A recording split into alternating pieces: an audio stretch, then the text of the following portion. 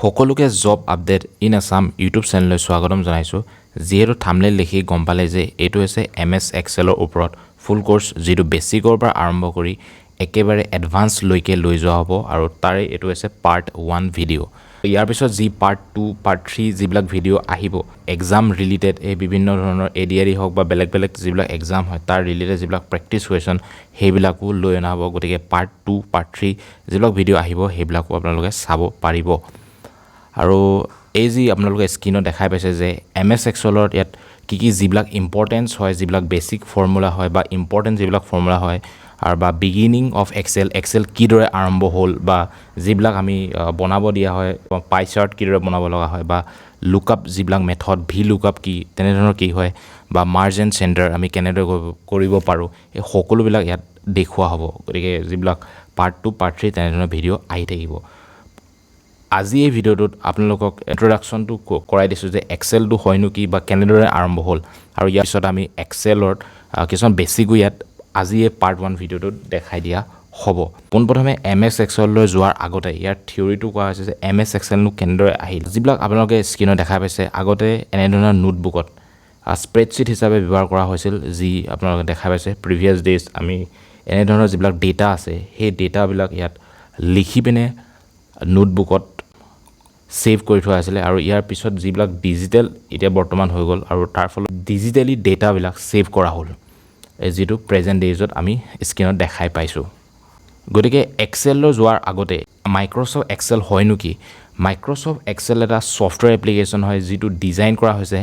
managing formatting and performing ক্যালকুলেশনৰ data যিবিলাক data আছে সেই ডেটাবিলাক ক্যালকুলেশন কৰা বা মেনেজিং কৰা বা ফৰমেটিং কৰাৰ বাবে এই মাইক্ৰসফট এক্সেলটো আচলতে আহিলে আৰু মাইক্ৰসফট এক্সেলত যিবিলাক আমি কাম কৰোঁ সেইবিলাক সকলোবিলাক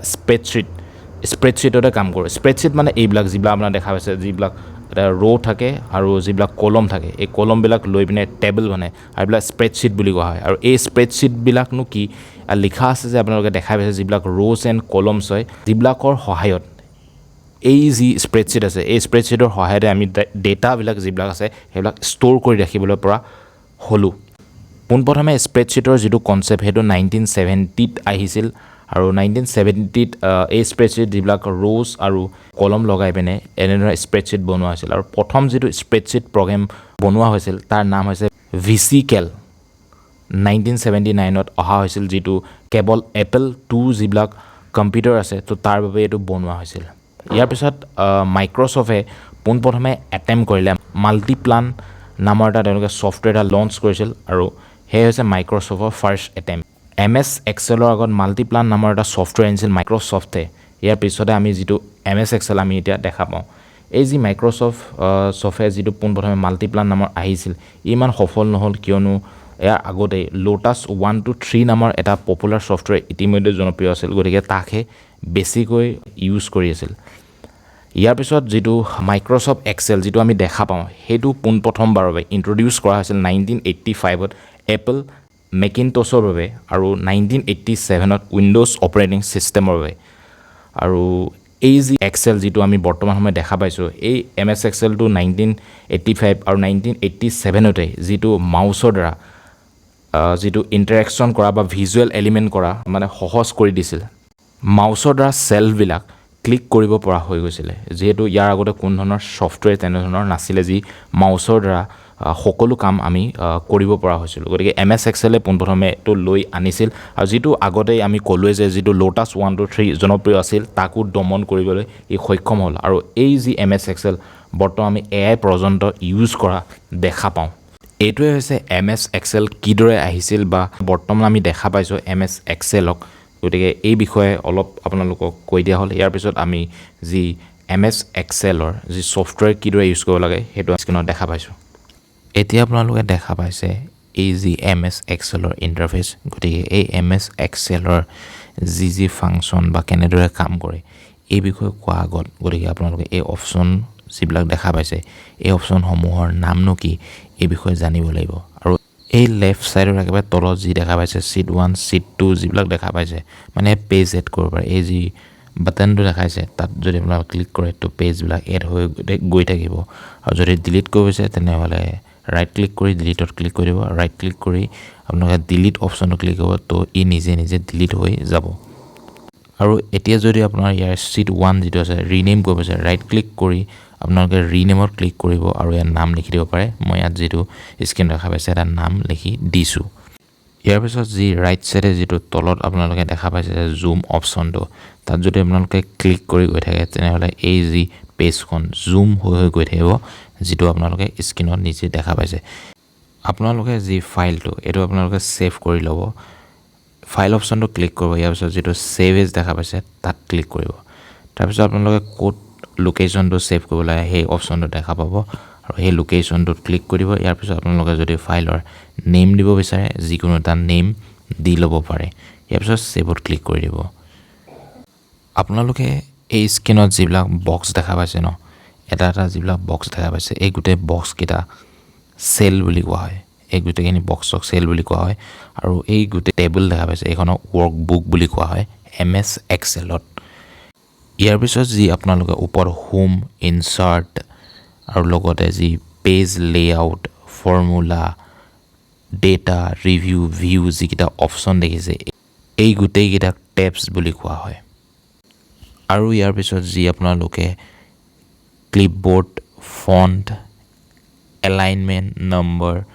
ষ্টাইল আৰু শেল যিকিটা দেখিছে এই গুটেই কিটা গ্ৰুপস বুলি কোৱা হয় আৰু এই গুটেই গ্ৰুপস খিনি মিলি পিনে একেলগে ৰিবন বুলি কোৱা হয় আৰু প্ৰত্যেক গ্ৰুপতে বেলেগ বেলেগ ফাংচন আছে আৰু এই ফাংচন বিলাকো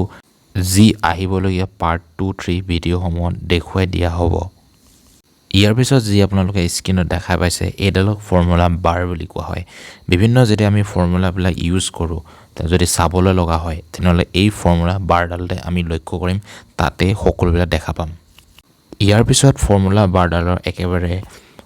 কাষতে লেফট সাইডে যি লাগি আছে বক্সটো হেতুক নেম বক্স বুলি কোৱা হয় আৰু যেতিয়া আমি বিভিন্ন সেল বিলাক সিলেক্ট কৰিম যেটো কিমান নম্বৰ হয় সেলটো তাতে হে যেটো নেম বক্স বুলি কয় তাতে আমি দেখা পাম এতিয়া আপোনালোকক এখন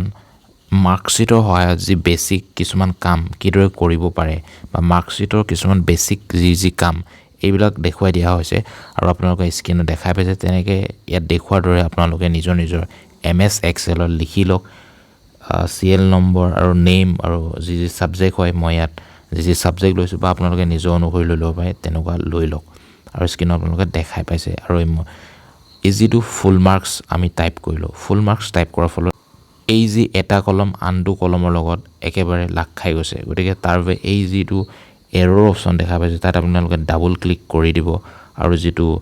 সেলটোৱে যিমান ল'ব লগা হয় সাইজটো সেই সাইজটো লৈ ল'ব আৰু বাকি কিটাও যেনেকৈ আপোনালোকে ডাবল ক্লিক কৰি দিব আৰু যি সাইজ হিহতে ল'ব লগা হয় অটোমেটিক্যালি লৈ ল'ব যি আপোনালোকে স্ক্ৰীনত দেখাই পাইছে ঠিক তেনেদৰে মাৰ্কস অবটেইনটো মই ডাবল ক্লিক কৰি দিছো আৰু আপোনালোকে দেখাই পাইছে যে কিদৰে ইয়াত অটোমেটিক্যালি সিলেক্ট হৈ গৈছে আৰু ইয়াত মই পাৰ্চেন্টেজটো সেমে একে প্ৰসেসটো কৰিম আৰু আপোনালোকো তাত আপোনালোকৰ যি পিচিত তাতো কৰি চাব ইয়াৰ পিছত মই ইয়াত সিৰিয়েল নম্বৰ 01 2 3 তেনেকৈ দিছো কিন্তু 1 2 3 যদি এনেকৈ দি থকা হয় টাইম বহুত লাগিব গতিকে ইয়াত কৈ আমি উজু ফৰ্মুলা যেটো হৈছে ইয়াত যেটো 1 ৰ পৰা 2 আমি আপোনাৰ স্ক্ৰল ডাউন কৰি ক্লিক কৰি দিব তাৰ পিছত এই যেটো অপশ্যনটা দেখা পাইছে তো এটো এনেকৈ তললৈ স্ক্ৰল ডাউন কৰি দিব আৰু এটো অটোমেটিক্যালি ফিল আপ হৈ যাব দেখা পাইছে আপোনাৰ স্ক্ৰীনৰ 1 2 3 4 তেনেকৈ অটোমেটিক্যালি ফিল আপ হৈ যাব আৰু যদি আপোনালোক গুটেখিনি আঁতৰাব লগা হয় এই যেটো ক্লিয়াৰ যেটো অপশ্যন আছে ক্লিয়াৰ অলপ ক্লিক কৰিলে অটোমেটিক আঁতৰি যাব আৰু ইয়াৰ পিছত যদি আপোনালোক কেৱল এটাহে যদি নাম্বাৰ লিখিব বিচাৰে গুটেকিটা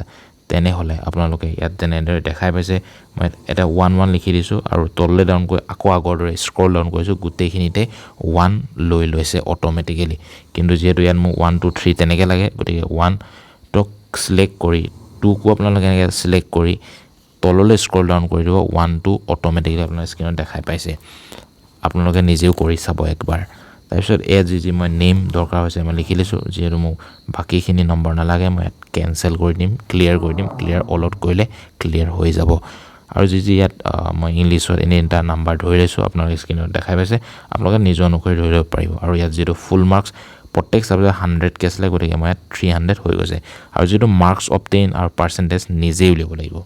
আৰু এই যি মাৰ্কছ অবটেইন আৰু পাৰ্চেণ্টেজ কিদৰে উলিয়াব লাগে মই আপোনালোকক অলপ পিছত দেখুৱাই আছোঁ তাৰ আগতে এই যি নাম্বাৰখিনি এইখিনি ফিল আপ কৰি লৈছোঁ আৰু আপোনালোকে নিজে অনুসৰি ফিল আপ কৰি লওক আৰু যিহেতু আপোনালোক স্ক্ৰীন দেখাই পাইছে যে ইয়াতো 300 হ'ব গতিকে মই তলত ক্লিক কৰি স্ক্ৰল ডাউন কৰি দিম দেখা পাইছে আপোনালোক অট'মেটিক আহি গ'ল আকৌ পুনৰবাৰ দবাব দৰকাৰ নাই ছেকেণ্ড প্ৰচেছটো একেই এনে ক্লিক কৰি তললৈ কৰি দিম অট'মেটিকলি ফিল আপ হৈ গ'ল এতিয়া আমি মাৰ্কছ অবটেইন উলিয়া আগত যি তালিকাখন এখন ইমান দেখিবলৈ ভাল লগা নাই গতিকে ইয়াক মেনেজ কৰি ল'ম এই যিটো বোল্ড অপশ্যন দেখা পাইছে গতিকে ইয়াক বোল্ড কৰিলোঁ গোটেইখিনি বোল্ড হৈ গ'ল আৰু আপোনালোকে প্ৰত্যেক টেক্সৰ যি সাইজ লাগে ইয়াত সাইজ সিলেক্ট কৰি ল'ব যিকোনো এটা মই নিজৰ অনুসৰি এটা সিলেক্ট কৰি লৈছোঁ আপোনালোকক কৰি ল'ব আৰু যদি আপোনালোকৰ টেক্সৰ ষ্টাইলো লাগে বেলেগ বেলেগ টেক্সৰ ষ্টাইল ইয়াত পাই যায় আৰু যদি তাত কুৱেশ্যনত যদি টেক্স ষ্টাইলটো দি দিয়ে কোনটো টেক্সৰ লাগে সেইটো সিলেক্ট কৰি ল'ব মই ইয়াত এৰিয়েল ব্লেকটো সিলেক্ট কৰি লৈছোঁ আৰু আপোনালোকে নিজে নিজে সিলেক্ট কৰিব যিহেতু ইয়াত সাইজ কিটা অলপ ডাঙৰ হৈ গ'ল গতিকে মই ইয়াত সিলেক্টটো ডাবল ক্লিক কৰি আগতে এবাৰ কৈছোঁ ইয়াত ডাবল ক্লিক কৰি আপোনালোকে সিলেক্ট কৰি ল'ব আৰু যিটো সেল কিটা অটোমেটিক্যালি লৈ ল'ব নিজৰ সাইজটো ইয়াৰ পিছত যিটো CL নং নেম যিখিনি আছে এইখিনি মই অলপ কালাৰ কৰি দিছোঁ আৰু আপোনালোকক কালাৰ কৰি দিব পাৰে যি কালাৰ যদি কুৱেশ্যনত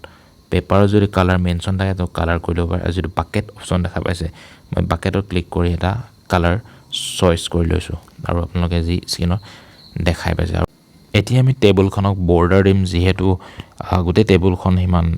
সঠিককৈ হোৱা নাই দেখিবলৈ ইমানো ভাল লগা নাই গতিকে এই যিটো অপশ্যন স্ক্ৰীনত দেখা পাইছে তাত ক্লিক কৰি অল বৰ্ডাৰ্ছ যিটো অপশ্যন আছে তাত সিলেক্ট কৰি ল'ব বা কুৱেশ্যনত যদি মেনশ্যন থাকে বেলেগ বেলেগ বৰ্ডাৰ তাত আপোনালোকে চাই ল'ব কোনটো কোৱা হৈছে গতিকে সেই অনুসৰি আপোনালোকে বৰ্ডাৰটো সিলেক্ট কৰি ল'ব এতিয়া আমি মাৰ্কছ অবটেইন উলিয়াম কিদৰে উলিয়াব লাগে এইটো আপোনালোকে চাই লওক ইয়াৰ পৰা আপোনালোকৰ যিটো ইকুৱেল চাইন সেই ইকুৱেল চাইনটো ইয়াত আপোনালোকে কীবৰ্ডত দবাই দিব ইয়াৰ পিছত সাম বুলি মাৰিব কীবৰ্ডত আৰু ইয়াৰ পিছত যিটো টেবছ অপশ্যন আপোনালোকৰ কীবৰ্ডত থাকে টেবত আপোনালোকে ক্লিক কৰি দিব ইয়াৰ পিছত যি চেল আছে যি কোনকেইটাক যোগ কৰিব লাগে এই চেলকেইটা সিলেক্ট কৰি ল'ব তাৰপিছত ব্ৰেকেট ক্লোজ কৰি দিব আৰু এণ্টাৰ মাৰি দিব আৰু আপোনালোকৰ যিটো মাৰ্কছ সেইটো অটোমেটিক্যালি ওলাই যাব ইয়াৰ পিছত আপোনালোকে পূৰ্বতে কোৱাৰ দৰে মাউচৰ যিটো লেফ্ট যিটো কি আছে তাত আপোনালোকে প্ৰেছ কৰি ৰাখিব আৰু তললৈ স্ক্ৰল ডাউন কৰি যাব আৰু বাৰ বাৰ কৈ থাকিব দৰকাৰ নাই স্ক্ৰল ডাউন কৰি দিলে আপোনালোকৰ যি নাম্বাৰটো গোটেইখিনি নাম্বাৰ অটোমেটিক ওলাই যাব যেনে যুগল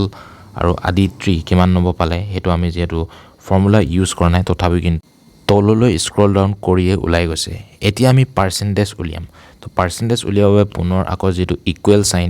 সেইটো আপোনালোকে কীবৰ্ডত দবাই দিব ইয়াৰ পিছত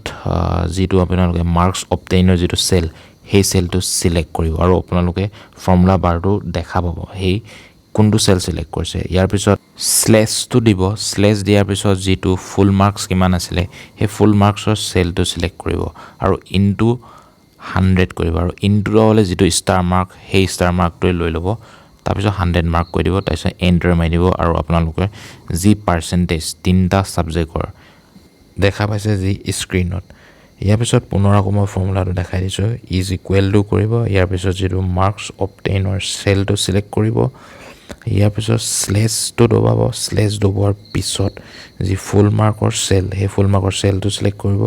ইনটু কৰি পেলাই যিটো ষ্টাৰ মাৰ্ক দিব ইনটু 100 কৰি দিব এণ্টাৰ দবাই দিব যিটো পাৰ্চেণ্টেজটো আপোনালোকৰ নিজৰ স্ক্ৰীনত দেখাই পাব আৰু ইয়াৰ পিছত মই যিহেতু বাৰে বাৰে ফৰ্মুলা দবাব নাই তললৈ পূৰ্বতে কোৱাৰ দৰে স্ক্ৰল ডাউন কৰি দিম আৰু আহি যাব যিহেতু এতিয়া আপোনালোকে দেখা পাইছে যে পাৰ্চেণ্টেজবোৰ দশমিকৰ পিছতো বিভিন্ন সংখ্যা আহি গৈছে যিবিলাক গতিকে এই ডেচিমেল নাম্বাৰবিলাক অঁতৰাবৰ বাবে কিমান নম্বৰ ডেচিমেল থাকিব পাৰে সেইটো আপোনালোকে সিলেক্ট কৰিব পাৰিব তাৰ বাবে যিটো আপোনালোকৰ নাম্বাৰছ গ্ৰুপ যিটো আছে সেই নাম্বাৰছ গ্ৰুপত ক্লিক কৰিব তাৰপিছত যিটো জেনেৰেলৰ যিটো অপশ্যন দেখা পাইছে তাৰ তলতে নাম্বাৰ যিটো অপশ্যন আছে সেই নাম্বাৰ অপশ্যনটোত আপোনালোকে ক্লিক কৰি দিব আৰু ইয়াত আপোনালোকে ক'ব যে কিমান ডেচিমেল লৈ যাব লাগে মই 2 ডেচিমেল সিলেক্ট কৰিলোঁ আৰু অ'কে কৰিলোঁ ইয়াৰ পিছত যদি তাকো কমাবলৈ লগা হয় তো কমাবও পাৰিব আপোনালোকে কুৱেশ্যন পৰা যিমান ডেচিমেললৈকে লৈ যাব কয় তেনেদৰেই আপোনালোকে লৈ যাব পাৰিব নাম্বাৰ গ্ৰুপছত ক্লিক কৰি আৰু ইয়াৰ পিছত বাকী যি আপোনালোকে দেখাই পাইছে গতিকে বাকীটো মই যদি আনিবলৈ হয় একেই সেম প্ৰচেছ নাম্বাৰ গ্ৰুপছত ক্লিক কৰিম আৰু ইয়াক মই যিহেতু ইয়াত 0লৈ যদি মই লৈ যাব বিচাৰোঁ তেনেহ'লে যি গোটা নম্বৰ না ইয়াত 69 যেনেকৈ এতিয়া পাৰ্চেণ্টেজ একেবাৰে সম্পূৰ্ণ গোটা যি পাৰ্চেণ্টেজ সেয়া ওলাই গ'ল গতিকে ইয়াৰ পিছতো যদি আপোনালোকে বাকী যি 3 নম্বৰ যি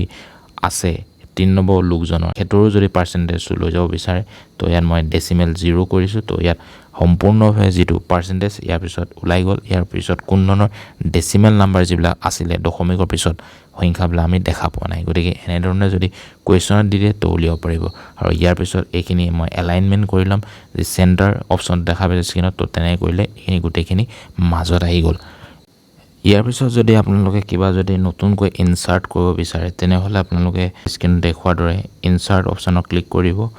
এই যি দেখা পাইছে আপোনালোকে ইনসাৰ্টত ক্লিক কৰিলে তো ইনসাৰ্ট হৈ গৈ থাকিব যদি আকৌ কিবা যদি থাকি যায় আপোনালোকে লিখিব তো ইনসাৰ্ট কৰিব বিচাৰে লিখিব পাৰিব বা ইনসাৰ্টও আপোনালোকে কৰিব পাৰিব আৰু ইয়াত মই যে এটা মাৰ্কশিট বুলি এটা টাইটেল এটা লিখি দিছো আৰু এই যি মাৰ্কশিটটো একেবাৰে কাখত আছে আপোনাৰ লেফট সাইডে থাকি গল গতে ইয়াক মই মাজলৈ লৈ যাম আৰু যি লাইন কিটা গতে কিটা মাৰ্জ কৰি দিম আৰু তাৰবে এই যি মাৰ্জ এণ্ড সেন্টাৰ যেটো অপচন আছে তাত আপোনালোকে ক্লিক কৰি দিব আৰু ইয়াৰ পিছত মাৰ্কশিটটো মই যেটো সাইজটো সৰু হৈ আছে গতে ইয়াত ফন্টটো অলপ সাইজটো বঢ়াই দিছো আৰু আপোনালোকে তেনেকৈ বহাব পাৰিব আৰু ইয়াৰ কালাৰো বেলেগ বেলেগ চেঞ্জ কৰি লব পাৰিব যদি যি কোৱেশ্চন বা ইনষ্ট্ৰাকচন দিয়া থাকে তো সেই অনুসৰি আমি কৰিব লাগিব